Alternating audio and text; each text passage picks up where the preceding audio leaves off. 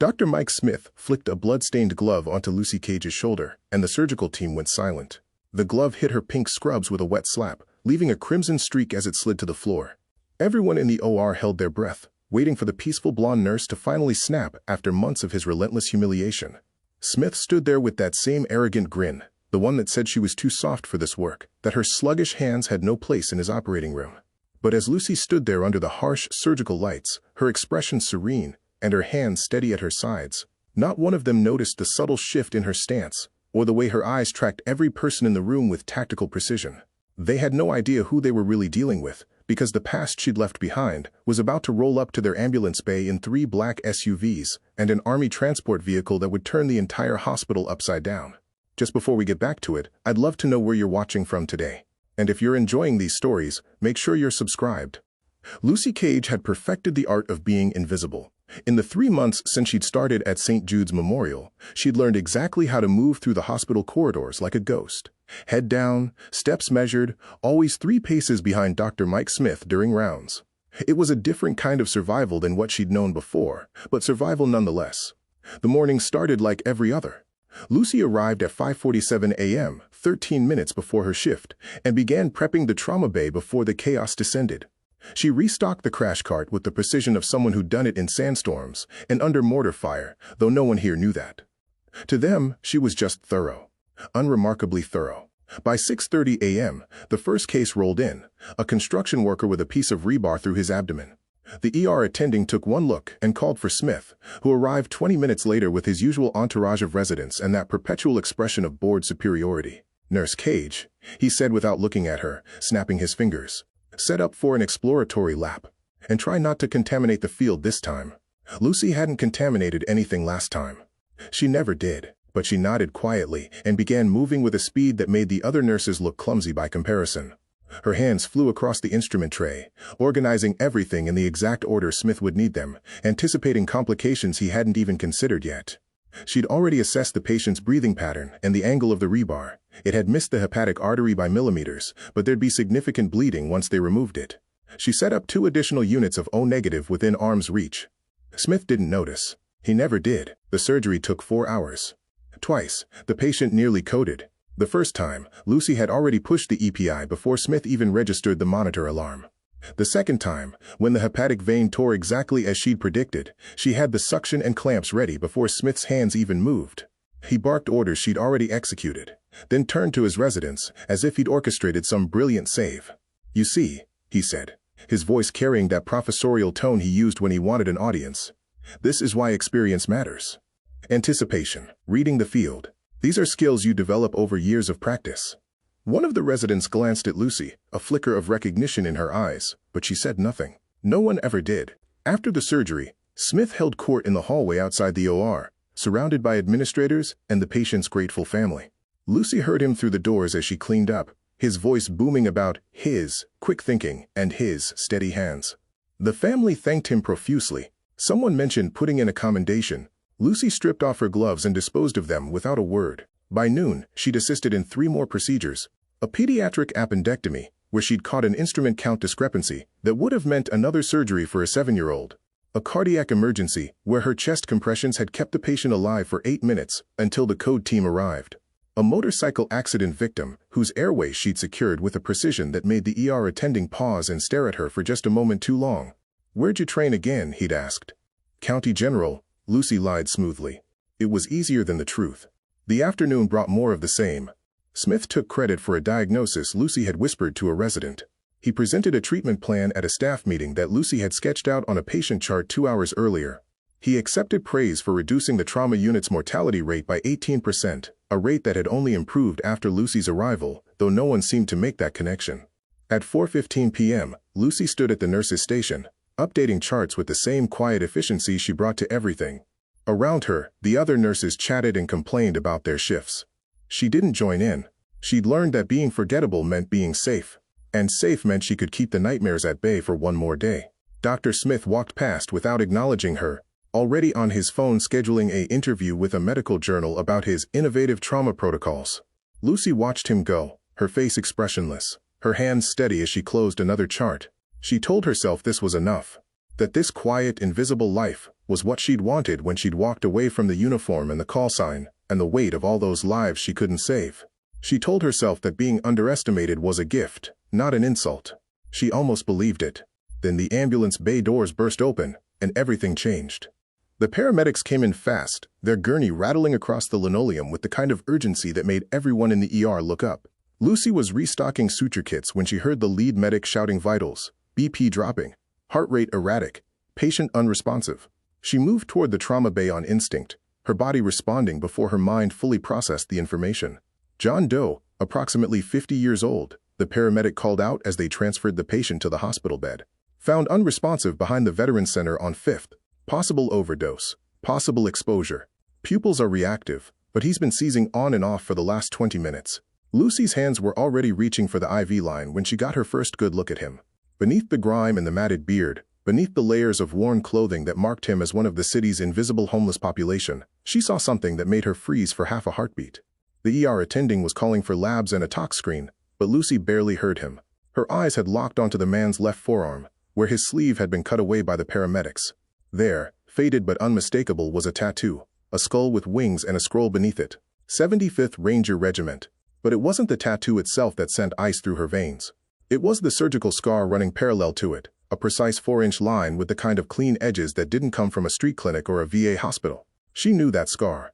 She'd seen it before, in a field hospital outside Kandahar, on soldiers who'd been selected for a program that officially didn't exist. Nurse Cage, are you going to stand there or are you going to work? Dr. Smith had appeared beside her, already gloved and radiating his usual impatience. He didn't wait for an answer, just started barking orders at the residents crowding into the bay. Lucy forced herself to move, to fall back into the rhythm of emergency medicine, but her mind was racing.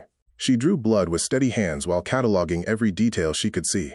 The patient's muscle tone was wrong, too defined for someone living on the streets. His teeth, visible when Smith checked his airway, were too good. No decay, no gaps. And there, on his right shoulder blade when they rolled him to check for injuries, another scar. This one was newer, maybe 6 months old, and it sat directly over where a subdermal tracking chip would be implanted. Probably just another junkie, Smith muttered, loud enough for everyone to hear. See this all the time. They get their hands on some bad batch and end up seizing in an alley. We'll pump him full of fluids, run the tox screen, and ship him to county by morning.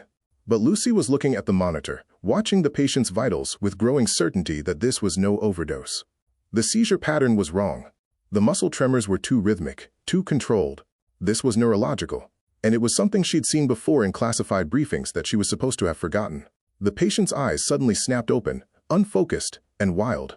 He started thrashing against the restraints, his mouth working soundlessly. Smith stepped back with a curse, calling for sedation, but Lucy moved closer. She had to know. Sir, she said quietly, her voice barely audible over the chaos. Sir, can you hear me? His eyes found hers, and for just a moment, they cleared. His hand shot out and grabbed her wrist with surprising strength, pulling her close. His lips moved, forming words that only she could hear. Valkyrie, he whispered, using a call sign that hadn't been spoken in 3 years. They're still running it. Iron Soldier. They're still. Then his eyes rolled back, and he started seizing again, harder this time. Smith shoved Lucy aside and administered the sedative himself, his movements rough and irritated. Within seconds, the patient went limp. Get him stabilized and moved to observation, Smith ordered, already stripping off his gloves. And someone get social services down here. I want him processed and out of my ER as soon as possible. Lucy stood there, her wrist still tingling where the man had grabbed her. Around her, the team dispersed, already moving on to the next crisis. No one had heard what he'd said. No one had noticed the recognition in his eyes, or the way he'd used a name that was supposed to be buried along with her service record. She looked down at the unconscious man, at the tattoo and the scars and the secrets written across his skin in a language only she could read. Sergeant Elias Miller. She knew him now, remembered his face from a briefing 4 years ago, back when they'd both been part of something that was supposed to save lives. Lucy's hands were shaking as she updated his chart. She forced them still, forced her face back into that mask of peaceful compliance. But inside, every instinct she'd spent 3 years suppressing was screaming at her that something was very, very wrong, and that quiet life she'd built was already crumbling. Lucy volunteered to take the overnight observation shift. It wasn't unusual. She often picked up extra hours, and the other nurses were happy to let the quiet one handle the boring work of monitoring a sedated homeless man. What they didn't see was the way she positioned herself at the nurse's station with a direct line of sight to Miller's room, or how she'd already memorized the security camera blind spots in this wing. At 2:17 a.m., his monitors started showing increased brain activity. Lucy was on her feet before the alert even sounded, moving through the dimmed hallway with purpose. She slipped into his room and closed the door behind her, leaving it open just enough to appear routine. Miller's eyes were open, clearer now but filled with a pain that went beyond physical. He tracked her movement as she approached, and she saw the moment recognition hit him again. "Valkyrie," he breathed, his voice rough. "Thought you were dead." "They said." "Sierra Tango," Lucy interrupted, using the brevity code for "stay tactical." Her voice was barely a whisper as she checked his IV line, her movements casual to anyone who might glance through the door. "Whiskey Papa, what's your position?" In the old language, it meant more than location. It meant status, allegiance, whether you were compromised. Miller's jaw tightened. "Charlie Foxtrot." "Full. Complete clusterfuck. They got 6 of us. Maybe more." "Romeo Papa, every 72. Repeat protocol every 72 hours. Lucy's blood went cold. She glanced at his chart, at the labs that had come back showing nothing but elevated liver enzymes and some anomalous proteins. The system had flagged as contamination. She pulled out her penlight and checked his pupils, leaning close. "Tango India?" she asked. "Type of injection?" "November Sierra. Blue label. Supposed to be Echo November Hotel. Neural stimulant. Enhancement. But it's breaking down. Kilo India Alpha. Killing us slowly." Lucy's hand stayed steady as she took his blood pressure manually, but her mind was racing through everything she knew about Project Iron Soldier. It had been experimental even when she'd been read in. A program designed to enhance combat medics' cognitive processing and physical endurance in the field. The trials had been promising, but the program was supposed to have been shut down after 2 soldiers died from complications. That was 5 years ago. "Who's running it?" she asked, her voice still low. Miller's eyes darted to the door, then back to her. "Delta Oscar Charlie, Sierra Mike India Tango Hotel." "Dr. Smith." The room seemed to tilt. Lucy forced herself to keep moving, to adjust his blanket, to look like she was just doing her job. "Confirm," she said, needing to be sure. "Charlie Oscar November, Foxtrot India Romeo Mike." "Confirmed." He's the medical lead. Uses the vets from the center. Tells them it's a clinical trial for PTSD treatment. Papa Alpha Yankee Sierra, $200 per injection. $200. For men who had nothing, who'd been forgotten by the system they'd served, it would seem like a lifeline. Lucy pulled up his sleeve, examining the injection site she'd noticed earlier. Now that she knew what to look for, she could see there were multiple puncture wounds, all in the same location. Someone had been accessing him regularly, professionally. She pressed gently around the area and felt the telltale firmness of subdermal damage. "How long?" she asked. "Sierra India X-ray, Mike Oscar November Tango Hotel Sierra." 6 months. Too long. The neural stimulant was designed for short-term use, maybe 3 or 4 doses maximum. 6 months of repeated injections would cause irreversible damage to the nervous system. She'd seen it in the classified autopsy reports, the way the brain tissue literally burned itself out trying to maintain the enhanced state. Miller's hand found hers, gripping with desperate strength. "Tango Hotel Echo Yankee Kilo November Oscar Whiskey." "They know." "Alpha Bravo Oscar Romeo Tango Mike India Sierra India Oscar November." Abort mission. They knew he'd made contact with her. They knew he'd broken protocol by coming to this hospital, by seeking her out. "When?" Lucy asked, already knowing the answer would be bad. "Tango Oscar November India Golf Hotel Tango." "Tonight." The words had barely left his mouth when Lucy heard footsteps in the hallway, too heavy to be nurses, too purposeful to be doctors on rounds.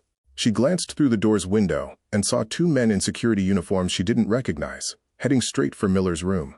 Miller saw her expression, and his grip tightened. "Echo X-ray Foxtrot India Lima." "Exfil." "Get out." "Tango Hotel Echo Yankee Charlie Alpha, November Tango Bravo Uniform Romeo, November Uniform Sierra." "They can't burn us." But Lucy was already moving, her mind shifting into a mode she'd sworn she'd never access again. She hit the call button on Miller's bed, triggering an alert at the nurse's station, then grabbed his chart and stepped into the hallway just as the security guards reached the door. "Can I help you?" she asked, her voice carrying that same peaceful, forgettable quality she'd perfected. Behind her back, she'd already palmed the syringe of epinephrine from her pocket. The lead guard smiled, but it didn't reach his eyes.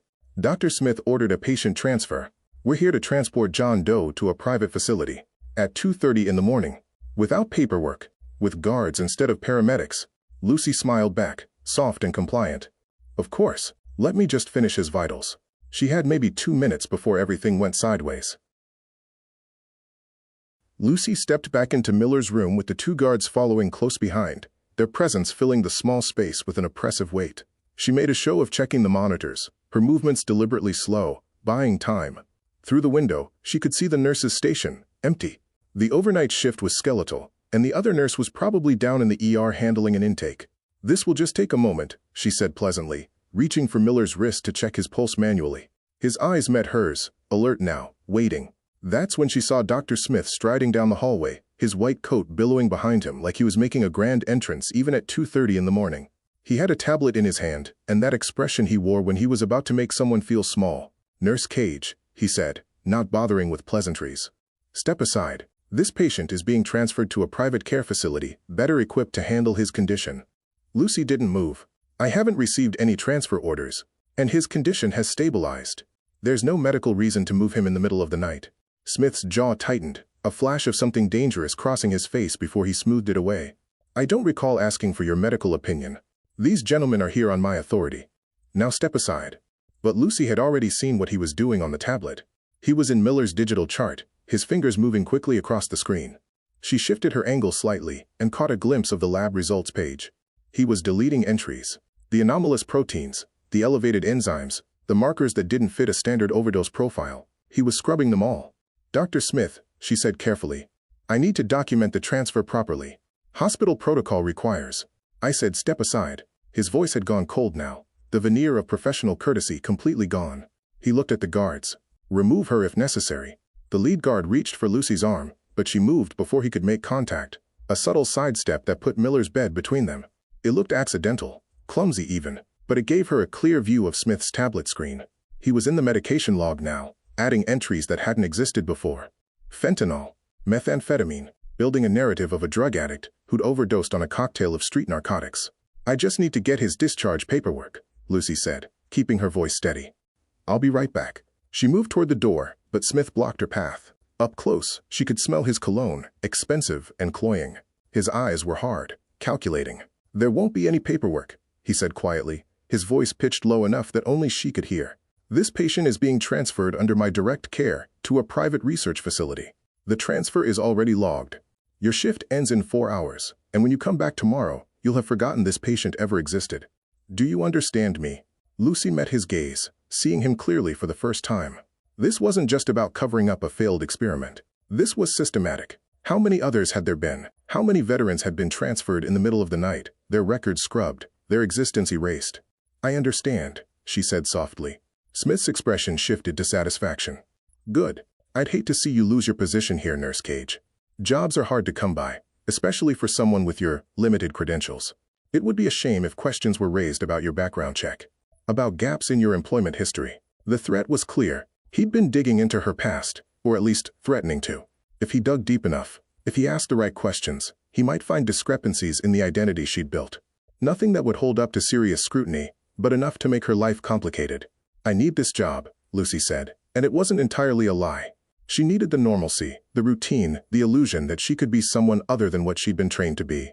"Then we understand each other." Smith turned back to the guards. "Take him. Use the service elevator. I'll meet you at the loading dock in 10 minutes. The guards moved efficiently, unlocking Miller's bed and preparing to wheel him out. Miller's eyes found Lucy's, and she saw the resignation there, the understanding that she was choosing her safety over his, that she was just another person who'd let him down. Lucy stepped aside and watched them wheel him toward the door. Smith was already walking away, his tablet tucked under his arm, confident that he'd neutralized the threat.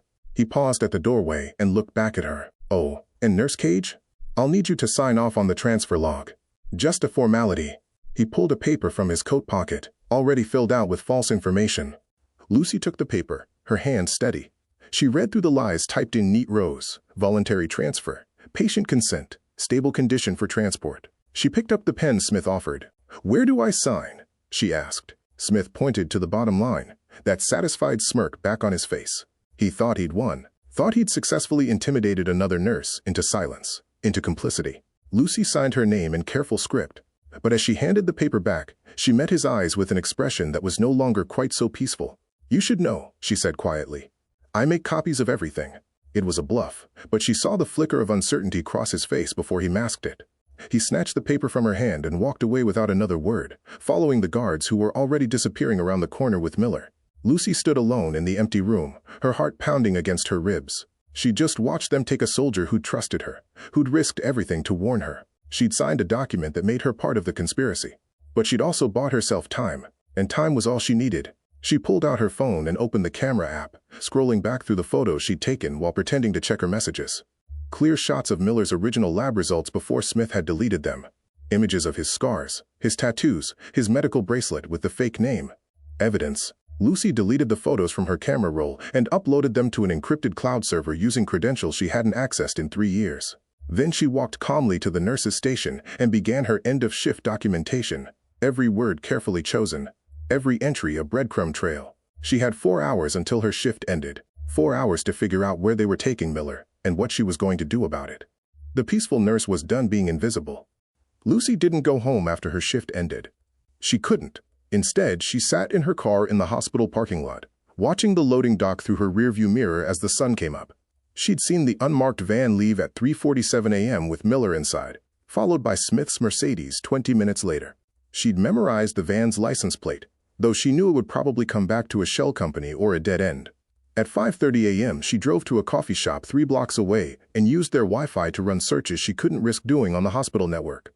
The encrypted files she'd uploaded were safely stored, but she needed more. She needed to know where they'd taken him, who else was involved, and how deep this went.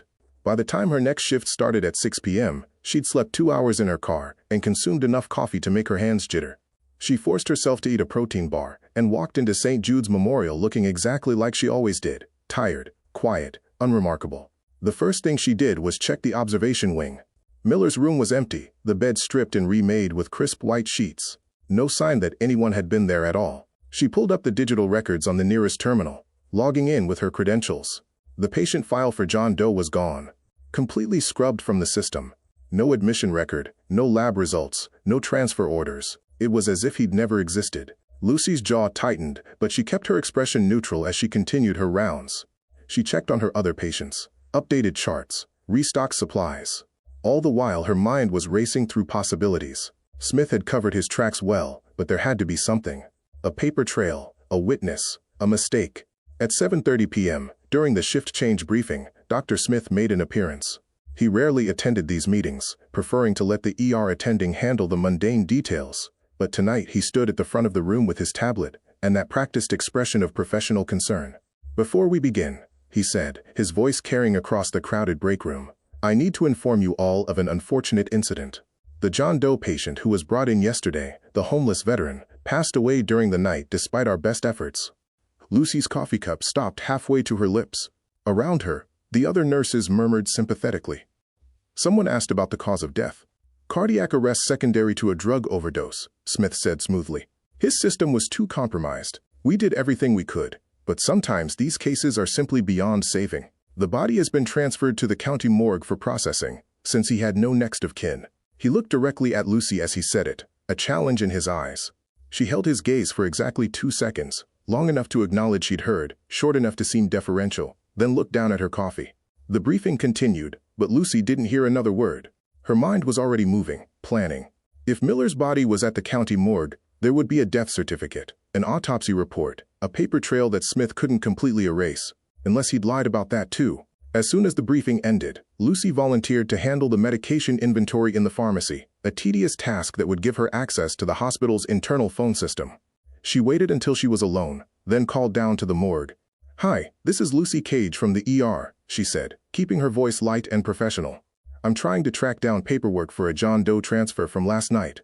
Approximately 50 years old, came in as a possible overdose?" There was a pause, the sound of papers shuffling. "I don't have any John Doe intake from last night," the morgue attendant said. "Last one we got was 3 days ago, female, 72. "Are you sure?" Dr. Smith said the body was transferred around 3 a.m. "Nothing came in during the overnight. I've been here since 6 this morning, and the log is empty. You might want to check with the county facility. Sometimes they do direct transfers if it's a coroner's case." Lucy thanked him and hung up, her suspicions confirmed. There was no body because Miller wasn't dead. Or if he was, Smith had made sure he'd never be found. She finished the inventory on autopilot, her mind working through the implications. Smith had announced Miller's death publicly, creating a narrative that would explain his disappearance. If Lucy pushed back now, if she asked too many questions, she'd be challenging a senior surgeon's account of a patient's death. She'd look paranoid at best, insubordinate at worst. But she couldn't let it go. Miller had used his last moments of clarity to warn her, to tell her that others were in danger. She owed him more than silence. At 9:15 p.m., during her break, Lucy walked down to the hospital's records department. The night clerk was someone she'd helped once, a young guy who'd locked himself out of the system during a particularly stressful shift. He looked up and smiled when he saw her. "Hey, Lucy. What brings you down here?" "I need a favor," she said, leaning against the counter. "I'm trying to track down a patient file that seems to have gotten lost in the system. John Doe, admitted yesterday around 4 p.m. The clerk typed on his keyboard, frowning. "That's weird. I'm not seeing anything. What was the medical record number?" "That's the problem. I don't have it." But Dr. Smith was the attending. "Is there any way to pull up his recent cases?" The clerk's expression shifted, becoming cautious. "I probably shouldn't without proper authorization." Lucy gave him her best tired smile. I know. It's just that I'm supposed to complete some paperwork, and I can't find the file anywhere. I don't want to bother Dr. Smith about it, if I can avoid it." The clerk hesitated, then turned back to his screen. His fingers flew across the keyboard, and Lucy watched his expression change from helpful, to confused, to carefully blank. "According to this," he said slowly, "Dr. Smith hasn't had any patient admissions in the last 48 hours. His last case was a motorcycle accident 2 days ago." He was looking at her now with questions in his eyes, questions she couldn't answer without revealing too much.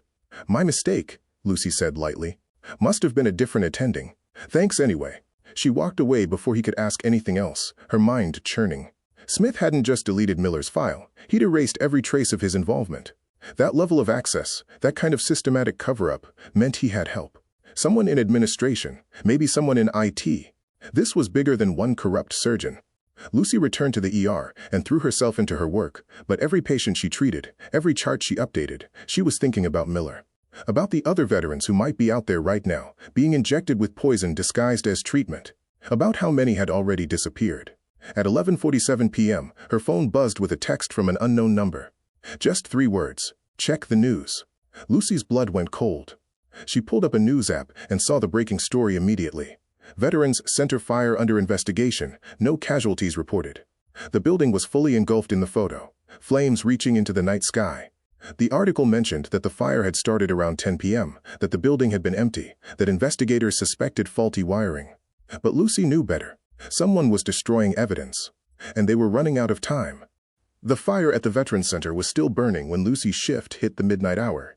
She could see the orange glow on the horizon through the ER windows, could hear the distant wail of fire trucks.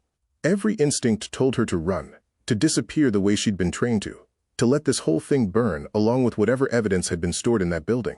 But Miller's face kept flashing through her mind, the way he'd grabbed her wrist, the desperate hope in his eyes when he'd recognized her. She was updating a patient chart when she heard it, a sound that didn't belong in a hospital. The deep rumble of heavy vehicles, multiple engines, moving with purpose. Lucy's head snapped up, her body responding before her mind caught up. She knew that sound, had heard it in a dozen different countries, in 100 different situations that had all ended with someone bleeding. The ambulance bay doors were visible from the nurse's station, and through them Lucy watched 3 black SUVs roll up in formation, followed by an army transport vehicle with government plates. They didn't park in the designated areas. They blocked the entire bay, cutting off access like they were securing a perimeter. The ER went quiet.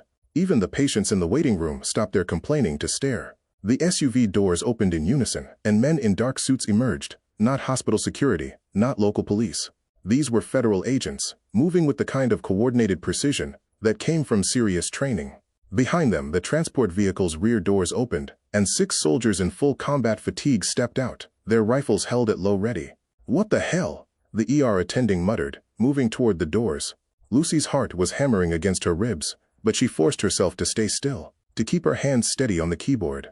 This was it. Whatever Smith had been running, whoever he'd been running it for, they'd just arrived to clean up the mess.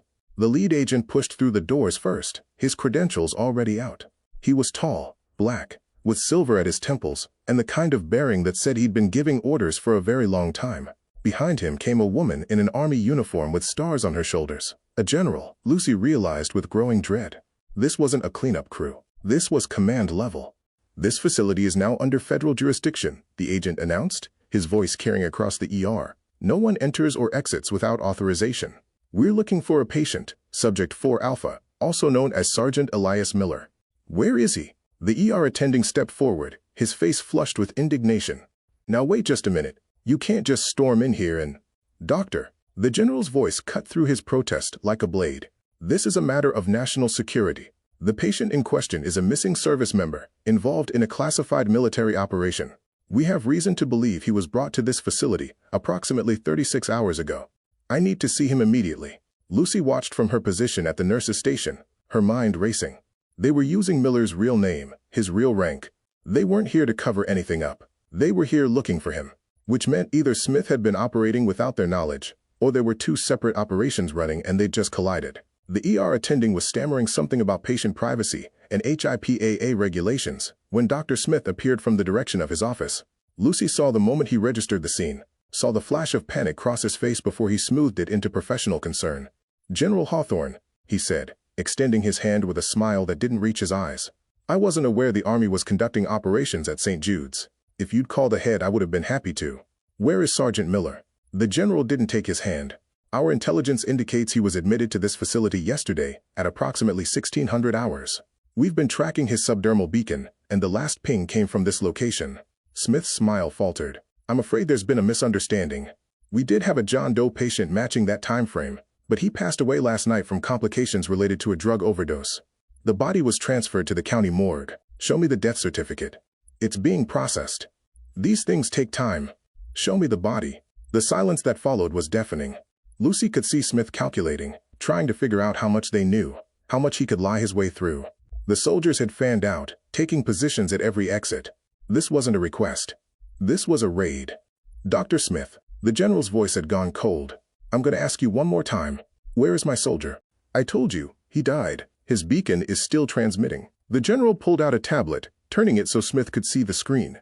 "It's showing a location approximately 15 miles from here, moving west on Interstate 40.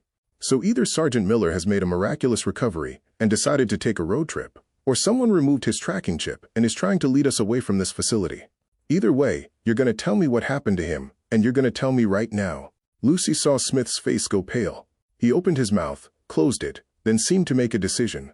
"I want my lawyer." The general nodded to the lead agent, who moved forward with handcuffs.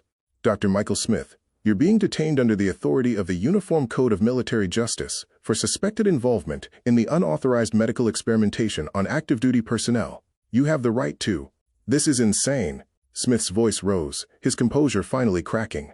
"I'm a civilian. You have no authority over me. I'm a respected surgeon. I've done nothing wrong. You've been running an illegal continuation of Project Iron Soldier using homeless veterans as test subjects." The general's voice was flat, factual. "We shut that program down 5 years ago for a reason. Someone gave you access to classified research and military-grade pharmaceuticals. Someone helped you set up a pipeline of vulnerable subjects. And someone is going to prison for a very long time." Lucy's hands had frozen on the keyboard. They knew. The Army knew about Iron Soldier, knew it had been restarted, knew Smith was involved. Which meant someone had been investigating, gathering evidence, building a case. Smith was being led away in handcuffs, still protesting, when the general turned to address the room. "I need to speak with every staff member who had contact with the John Doe patient admitted yesterday. No one leaves until we've conducted interviews." Her eyes swept across the ER staff and landed on Lucy. For a moment their gazes locked, and Lucy saw recognition flicker across the general's face. Not personal recognition, professional. The way one soldier recognizes another. "You," the general pointed at Lucy. "Nurse Cage, according to the duty roster. You were on shift when Miller was admitted." Lucy stood slowly, her heart pounding. Every instinct screamed at her to run, to disappear, to protect the identity she'd built. But Miller was still out there, still in danger. And these people might be his only chance. "Yes, ma'am," Lucy said quietly. "I was." The general studied her for a long moment, and Lucy had the unsettling feeling that she was seeing far more than a tired nurse in pink scrubs. "Then you and I need to have a conversation," the general said. "Somewhere private." The general led Lucy toward the hospital administrator's office, but they didn't make it 3 steps before Dr. Smith's voice rang out across the ER.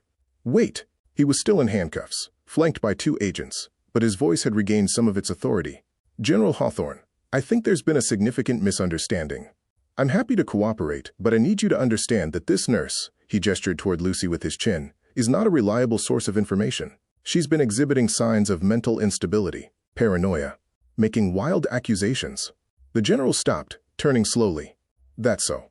I've had concerns about her performance for weeks, Smith continued, his voice smooth now, falling into the practiced rhythm of a man used to being believed. In fact, I was planning to recommend a psychiatric evaluation. She's become fixated on this John Doe patient, in a way that frankly concerned me. When he died, she couldn't accept it. Started making claims about conspiracy theories, illegal experiments. Classic signs of a psychotic break. Lucy felt the eyes of her colleagues on her.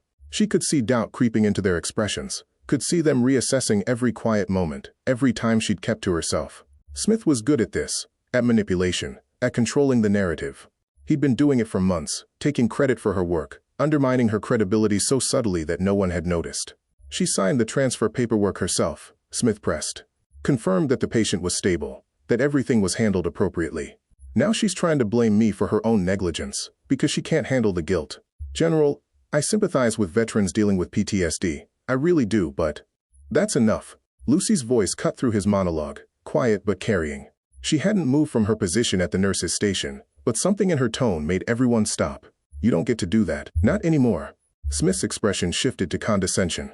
Nurse Cage, I think you should. Sergeant Miller's last known location was an unmarked van, license plate 7 Charlie Delta 9428, registered to a shell corporation called Meridian Health Solutions, Lucy said, her voice steady and precise. The van departed the loading dock at 0347 hours, heading west. Dr. Smith followed in his personal vehicle at 0408. Based on the beacon trajectory you're tracking, I'd estimate they performed a chip extraction approximately 20 miles from here, probably at the first secure location. The chip was placed on a separate vehicle to create a false trail. The ER had gone completely silent. Even Smith had stopped talking, his mouth half open. General Hawthorne's eyes had narrowed. How do you know the departure time? Because I was monitoring the situation, ma'am. Patient presented with symptoms consistent with neural stimulant degradation, muscle tremors, uncontrolled seizures, protein markers indicating subdermal damage. The tox screen was deliberately contaminated to hide the presence of military-grade pharmaceuticals. Dr. Smith scrubbed the original lab results from the system at 0233 hours and replaced them with a false overdose profile. Lucy pulled her phone from her pocket and held it up. I have photographic documentation of the original results, time-stamped and encrypted.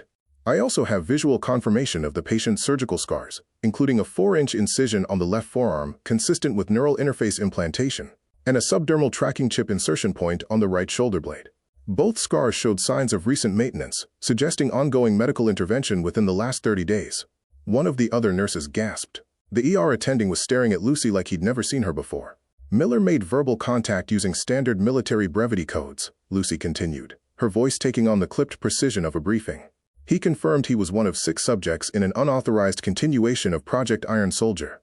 He reported repeated injections of November Sierra enhancement compound on a 72-hour cycle for approximately 6 months. He indicated that Dr. Smith was the medical lead and that subjects were being recruited from the Veterans Center on 5th Street. She looked directly at Smith, and her voice went cold. The same Veterans Center that experienced a catastrophic fire at approximately 2200 hours tonight, destroying all physical records of patient intake and treatment protocols. Timing suggests coordinated evidence destruction following Miller's extraction from this facility. Smith's face had gone from pale to gray. You're insane. You can't possibly. Shut up. The general's voice cracked like a whip. She was looking at Lucy now with undisguised intensity.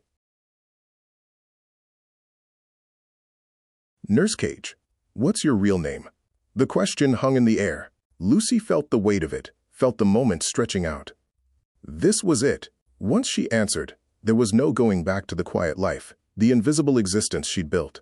Captain Lucy Cage, she said quietly. 75th Ranger Regiment, Special Operations Combat Medic. Call sign Valkyrie.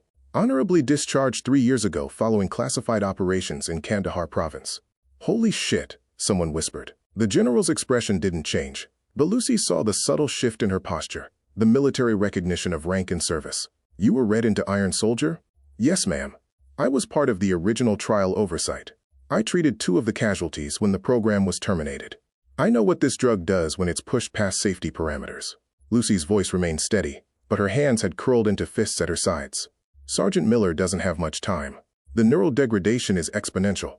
If he's been on a 72-hour injection cycle for 6 months, he's got maybe 48 hours before the damage becomes irreversible.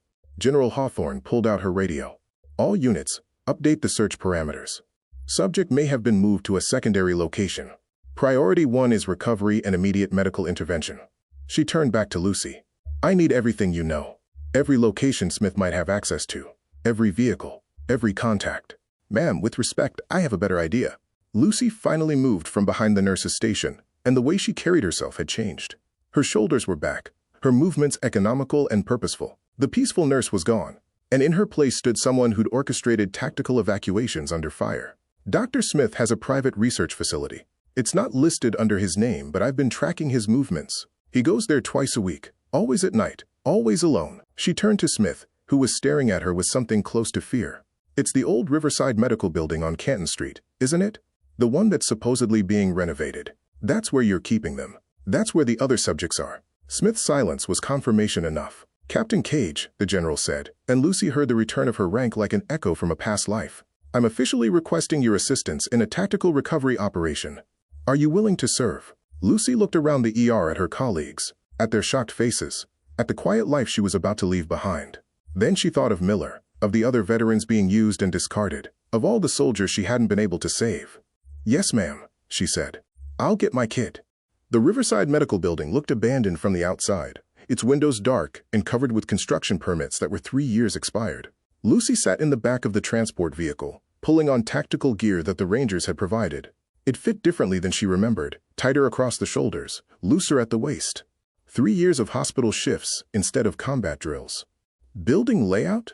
General Hawthorne asked from the front seat. Lucy pulled up a mental blueprint, reconstructing it from the public records she'd accessed during her research. 4 floors above ground, originally built in the 60s. But the interesting part is what's not on the official plans. The building was used as a fallout shelter during the Cold War. There's a sublevel that was sealed off during the renovations in '98. How do we access it? Service elevator in the northwest corner. It'll look deactivated, but if Smith is using this facility, he'd need a secure way to move subjects without being seen. Lucy checked the Glock they'd issued her, the weight of it familiar and foreign at the same time. The sublevel would give him everything he needs: isolation, climate control, and only one entry point to secure. The Ranger team leader, a captain named Torres, studied her with open skepticism. With respect, ma'am, when was your last tactical operation? 3 years, 2 months, 14 days, Lucy said without hesitation. But I spent 8 years before that, running combat medical evacuations in active fire zones. I know how to move, and I know what we're walking into. Torres nodded slowly, then turned to his team. Stack up. Silent approach. We go in soft until we meet resistance. They moved through the darkness like shadows, 6 Rangers and Lucy, approaching the building from the east where the streetlights had conveniently been broken. Lucy's body remembered the rhythm of it, the controlled breathing, the awareness of the person ahead and behind, the way to place your feet to minimize sound. The service entrance was exactly where she'd predicted, secured with a padlock that Torres cut through in seconds. Inside, the building smelled of dust and decay, but beneath it, Lucy caught something else. The sharp tang of disinfectant, the metallic scent of medical equipment. Someone was maintaining a clean space in here. The service elevator doors were covered with drywall, but it was recent work, poorly done. They pried it away to reveal the elevator car. Lucy hit the button for the sublevel, and after a moment of grinding protest, the car began to descend. Medical facility means medical staff, Lucy whispered as they dropped. Nurses, techs, possibly armed security if Smith is serious about protecting his operation. Rules of engagement? Detain if possible, Torres said. But our priority is Subject 4 Alpha, and any other victims. The elevator opened onto a corridor that looked nothing like the abandoned building above. Fluorescent lights hummed overhead. The floors were polished. The walls were painted that particular shade of institutional green that Lucy had seen in 100 military hospitals. They moved in formation, clearing corners, checking doors. Most of the rooms were empty. Old examination rooms, supply closets, a break room with a coffee pot still warm to the touch. Then Lucy heard it, the rhythmic beep of cardiac monitors, the soft whoosh of ventilators. She signaled the team to stop, pointed to a set of double doors at the end of the hall. Through the wire-reinforced windows, she could see harsh lights and the gleam of medical equipment. Torres positioned his team, ready to breach. But Lucy held up a hand. Through the window she'd seen movement, a guard in private security uniform, but he was holding a military-grade rifle. And beyond him, she could see hospital beds, 3 of them occupied, IV lines running to patients who weren't moving. 1 hostile, armed, she whispered. 3 patients visible, possibly more. We need him quiet. Torres nodded to his point man, but Lucy was already moving. She'd seen something the Rangers hadn't, a supply cart just inside the doors, the kind used for surgical procedures. And on it, a familiar array of tools. She pushed through the doors before anyone could stop her, her movements smooth and non-threatening. She was just a nurse, checking on patients, reaching for the cart. The guard's eyes flicked to her, registered the pink scrubs beneath her tactical vest, dismissed her as non-threatening. That was his mistake. Lucy's hand closed around a stainless steel instrument tray, and she pivoted with a speed that came from muscle memory buried so deep that 3 years of peaceful living couldn't erase it. The tray caught the guard across the temple with a hollow clang, and as he staggered, she was already moving. She grabbed a Kelly clamp from the cart, 8 inches of surgical steel, and jabbed it into the pressure point where his neck met his shoulder. Not deep enough to cause permanent damage, but enough to make his arm go nerveless. The rifle clattered to the floor. He swung at her with his good arm, but Lucy ducked under it and swept his legs with a move that was pure combat training. As he went down, she caught his head and applied pressure to the carotid artery. Not a chokehold, but a blood choke that would put him out in seconds without killing him. The guard went limp, just as the Rangers flooded through the doors behind her. "Jesus Christ," Torres muttered, staring at Lucy as she lowered the unconscious guard to the floor and grabbed a pair of trauma shears from the cart to cut zip-tie restraints. Lucy didn't respond. She was already moving to the beds, her brain shifting from combat mode to medical assessment. The first patient was a black man in his 50s, unconscious, with IV lines running what she recognized as the neural stimulant compound. The second was Hispanic, younger, with similar setup. The third bed. "Miller," Lucy breathed. He was there, alive, but his vitals on the monitor were erratic. His eyes were moving beneath closed lids, the rapid jerking movements of someone experiencing neurological damage. She grabbed his chart from the end of the bed, scanning the entries. Smith had been documenting everything: dosages, reactions, complications. It read like a horror story written in medical terminology. Miller had been given 4 additional doses since his extraction from St. Jude's, pushing him well past the safety threshold. "We need immediate medical evacuation," Lucy called out, already disconnecting the IV that was poisoning him. "All 3 patients. And we need the reversal agent," she spun, scanning the room until she found the pharmaceutical refrigerator. Inside were vials of clear liquid, labeled with codes she recognized from the original Iron Soldier trials. The reversal compound they'd developed but never tested because the program had been shut down first. Lucy grabbed 3 vials and loaded them into syringes with hands that no longer shook. This was what she'd been trained for, making life-or-death decisions in seconds, trusting her knowledge and instincts when there was no time for doubt. She administered the first dose to Miller, watching his monitor for signs of stabilization. The other Rangers were securing the room, finding 2 more guards and a terrified lab technician in a back office. General Hawthorne's voice came through the radio. "Status?" Torres looked at Lucy, and she saw respect in his eyes now. "Objective secured, ma'am. 3 subjects recovered alive. Captain Cage neutralized the threat and is providing emergency medical treatment."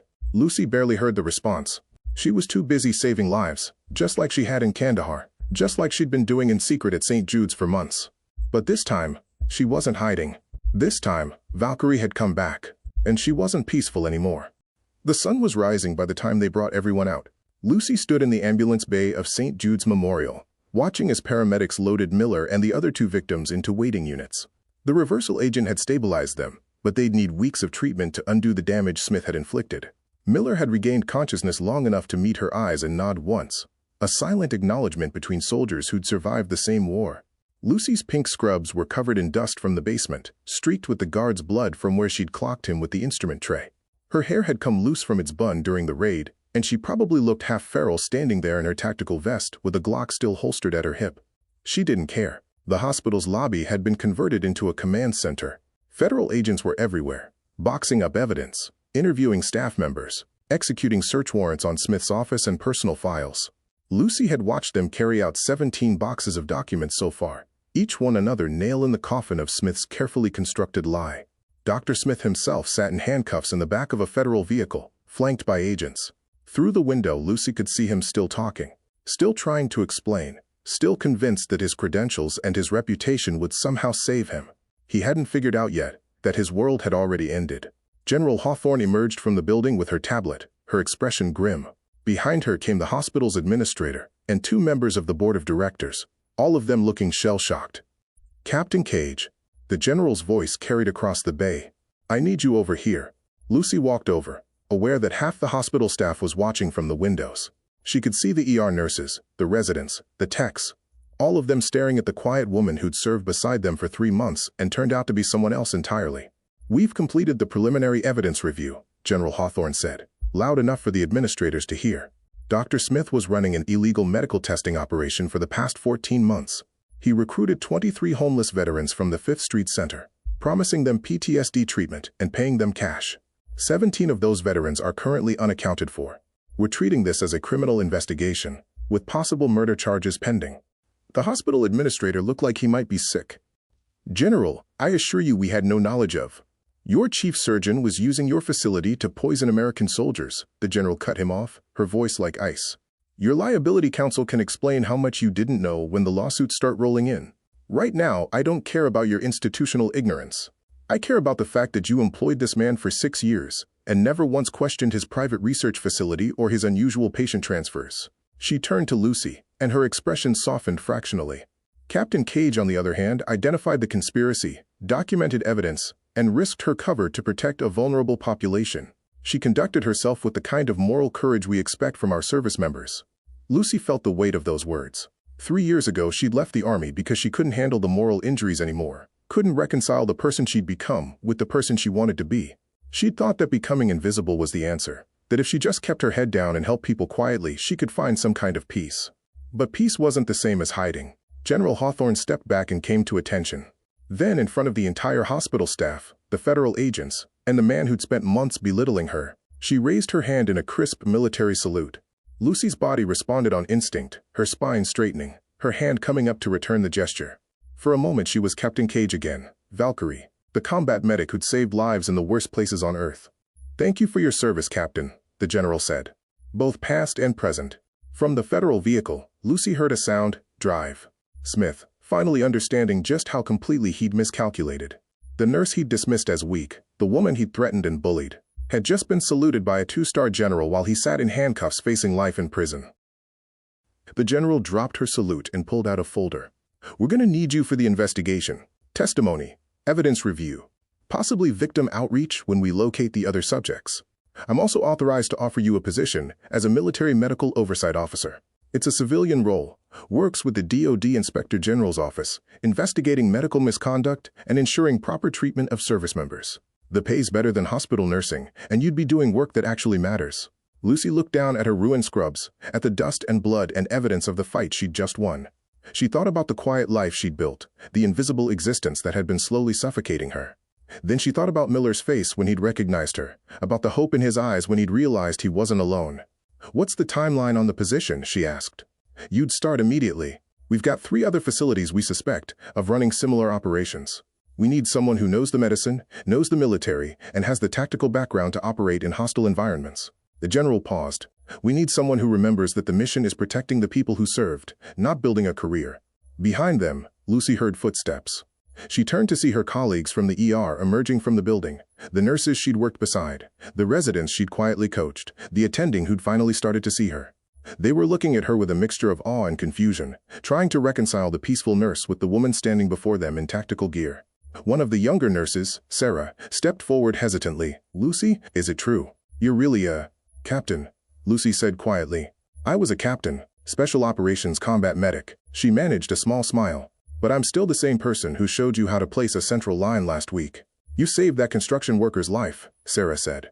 And the motorcycle victim. And probably dozens of others.